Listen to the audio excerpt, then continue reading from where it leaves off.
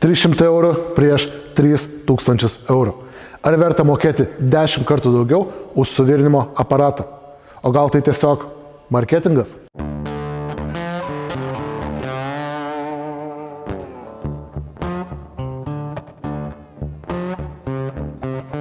Sveiki visi, su jumis sveikinuosi aš, suvirinimo mokytojas Tomas, ir šiandieną ketinu su jumis aptarti, ar tikrai verta mokėti 10 kartų daugiau už suvirinimo aparatą. Tai apžvelgsime brangaus aparato surinkimo kokybę, taip pat ir pigaus. Pažiūrėsime, kaip virina tiek vienas, tiek kitas, kaip valdosi ir kur visi tie pliusai, kurie ir nulėmė tokią didelę kainą. Tai pradėkime nuo to, kaip šitie aparatai yra padaryti. Tai pradėsime nuo pigesnio aparato ir čia, kas pirmoji eilėje man krenta į akį, tai yra šio aparato skardų plotis. Ir čia mes turim tik 1 mm, tai vėlgi jau nuo pat kėbulo yra truputėlį pataupyta gaminimo procesui tam, kad šitą aparatą galima būtų parduoti pigiau. Kitas labai svarbus dalykas yra vielos tiekimo mechanizmas. Čia mes turime pilnai plastikinį mechanizmą, kuris, nežinau kaip pasakyti, bet nėra toksai smooth, sklandus, kaip kad brangesnio suvirimo aparato. Tai kadangi čia turime plastikinį vielos padavimo mechanizmą, jisai nėra toks patvarus. Ir tikrai iš savo patirties dėja, bet esu sulaužęs bent kelias šitas detalės, tik dėl to, nes jos yra pagamintos iš kieto plastiko ir tikriausiai šitas plastikas naudotas, pigesnis, tam, kad patį aparatą padaryti pigesniu. Kitas dalykas, čia ant pigių aparatų dažniausiai turime 2 vedamųjų ratukų padavimo mechanizmą, kai ant brangesnių jau galime rasti ir 4 ratukų. Tai būtent 4 ratukų mechanizmas brangesniam aparate užtikrina mums sklandų vielos padavimą. Tai užbaigiant pigaus aparato surinkimo kokybės apžvalgą, dar norėčiau akcentuoti vieną dalyką, tai yra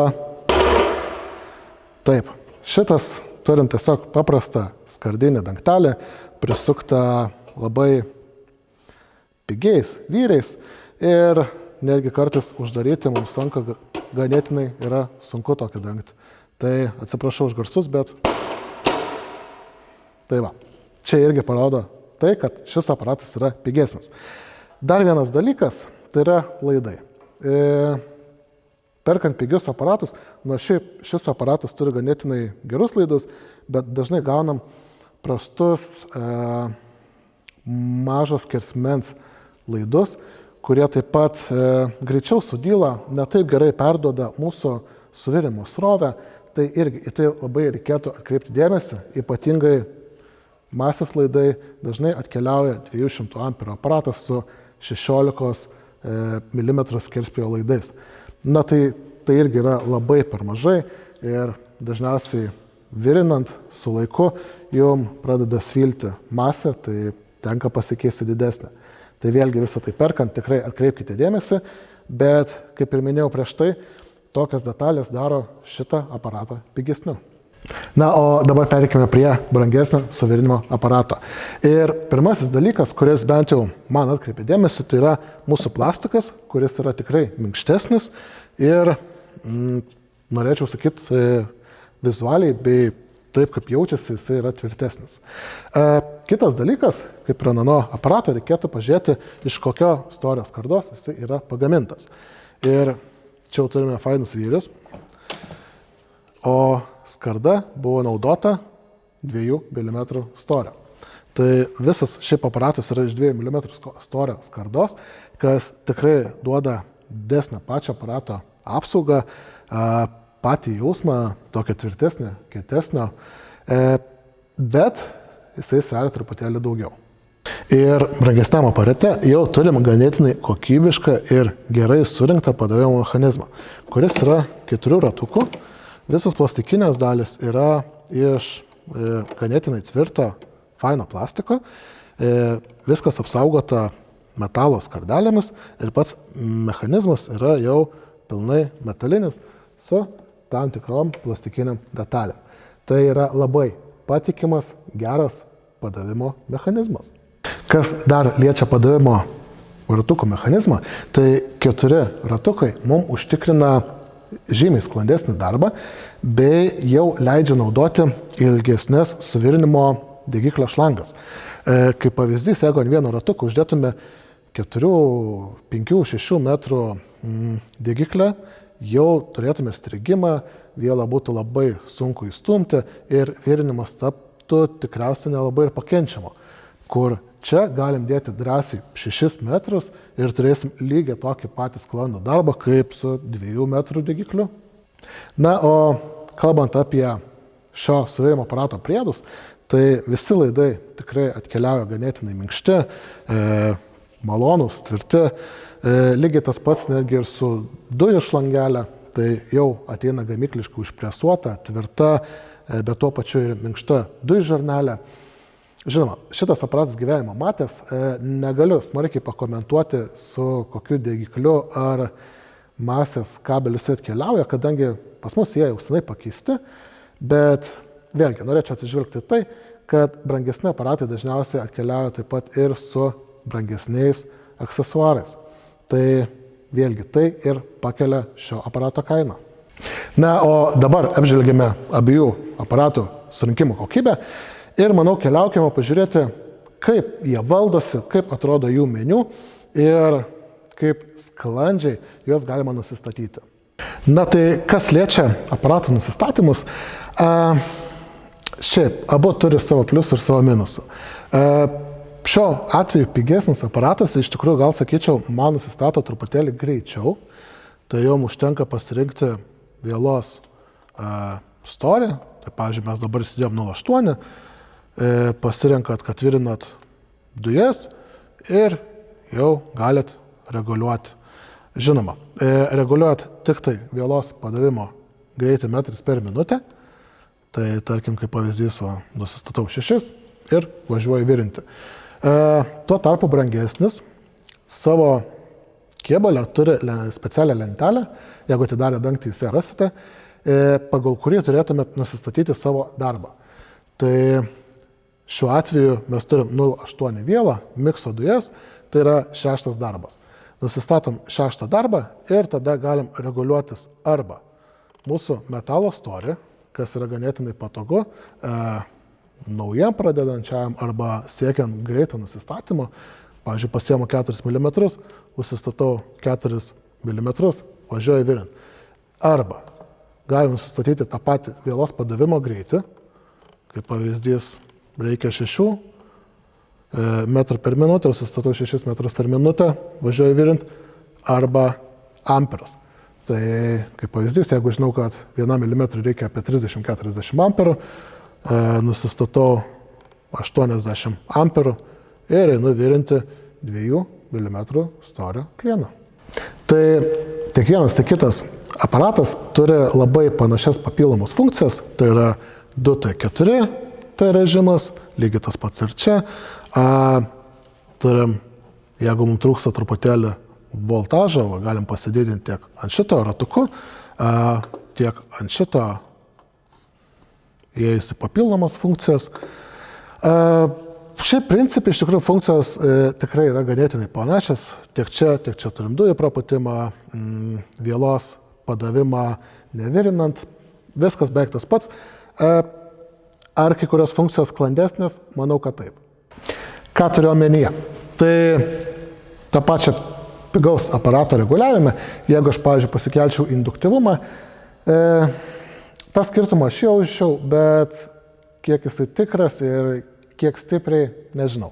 Kaip, pavyzdžiui, čia, jeigu susikelčiau induktyvumą, tai man pasijaustų tikrai ganėtinai stipriai ir matyčiau konkretų skirtumą. Išbandom šiuos aparatus praktiškai. Ir tam naudosime 6, 3 ir 1 mm storio plieno plokšteles.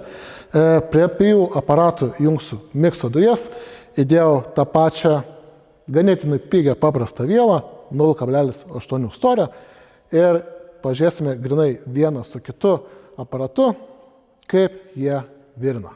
Tai bandymą pradėsime nuo 6 mm storio plieno plokštelių. Ir iš tikrųjų tai nei vienas, nei kitas nedeklaruoja, kad gali virinti 6 mm, bet tiesiog pabandysim dėl to, kad išgirstume skirtumą, kaip jie veikia prie savo maksimalių srovių. Kitas dalykas, brangus aparatas turi maksimaliai tik tai 160 amperų suvirimo srovę su 0,8 mm viela. Pigus aparatas turi 200 amperų, bet žinau, kad taip pat riboja atsisukamą voltažą bei metrus per minutę prie 0,8 mm vielos. Tai tiksliai negaliu pasakyti, kokiais amperais virinsim, bet manau, turėtų būti taip pat apie 160-170. Tai nieko nelaukiam, einam ir pasibandom. Testuojame pigų aparatą.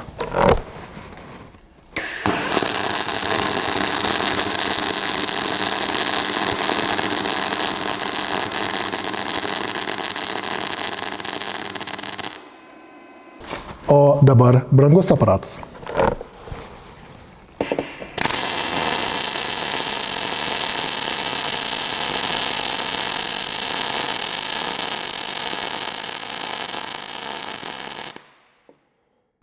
Na, tikriausiai už garsą galima suprasti, kur buvo virinta brangių aparatų, o kur pigių. Bet kviečiu pažiūrėti, kaip šitos siūlės atrodo iš arti. Na, tai tikriausiai, kaip matote, pigesnio aparato siūlė buvo virinta su truputėlį didesnė srovė, kadangi jisai turi daugiau amperų, gali virinti didesnę srovę. Bet turime tikrai žymiai daugiau įsitaškimų. Na ir pats liejimas tikrai nebuvo toks minkštas, toks švelnus, kaip kad brangesnio aparato. Su brangesnio aparatu matom tik tais vieną taškelį, vieną kitą taškelį įsitaškime. Pati srovė virinasi tikrai labai minkštai, labai geras lankas.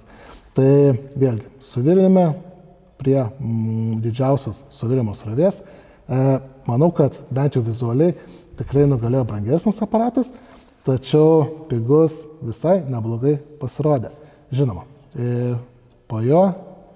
po suvirimo su juo reikės papildomo siūlės apdirbimo. Sekančiam bandymui bandysime suvirinti 3 mm storio kampinės siūlės. Dėl ko 3 mm? Nes šiam aparatam tai yra visiškas darbinio ciklo vidurkis, kada jie turėtų dirbti beveik 100%, tik vienas, tik kitas. Tai pasižiūrim, užtraukim vieną ilgą gražią siūlę ir palyginsim, kaip virina vienas, kaip virina kitas aparatas. Gerai, tai ant kiekvieno aparato sustatėm 8,8 m per minutę greitį ir žiūrime, kokie siūlė gausis. Tai pradėkime nuo pigaus aparato.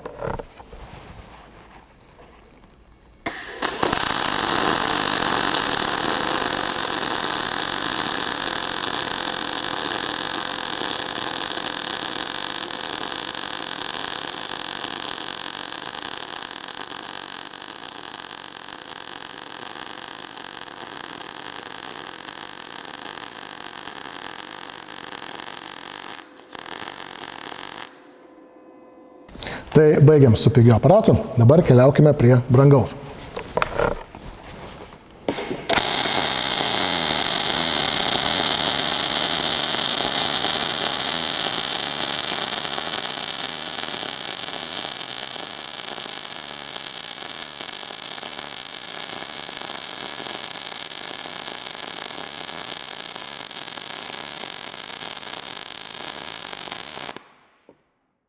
Na ir čia iš tikrųjų turime labai panašią siūlę. Iš tikrųjų tikriausiai, jeigu nepasakyčiau, kuris yra kuris, gal net būtų ir sunku atskirti. Žinoma, brangesnis aparatas man asmeniškai virinosi tikrai maloniau. Lankas truputėlį fainesnis, švelnesnis. Pigaus aparato taip pat visai neblogai susivirino. Garsas kiek skiriasi nuo brangaus, bet vėlgi turime kažkiek įsitaškimų. Tai šiaip abi siūlės tikriausiai vertinčiau taip pat, išskyrus, kad pigus aparatas paliko truputėlį daugiau įsitaškymo.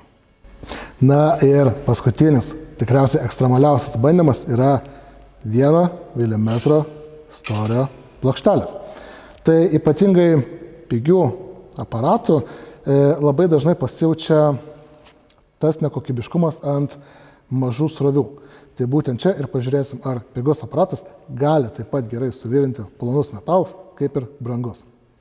Tai nusistatėm 2 metrus per minutę ir žiūrint, kaip pigus aparatas susitvarkys su plonu metalu.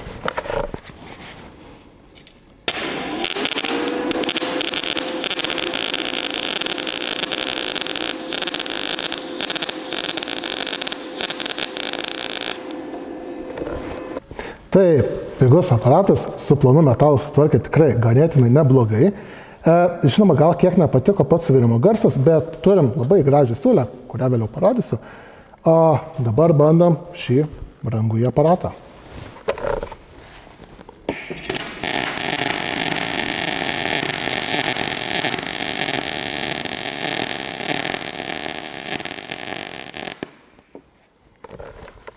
Abu aparatai su užduotimi susitvarkė tikrai ganėtinai neblogai.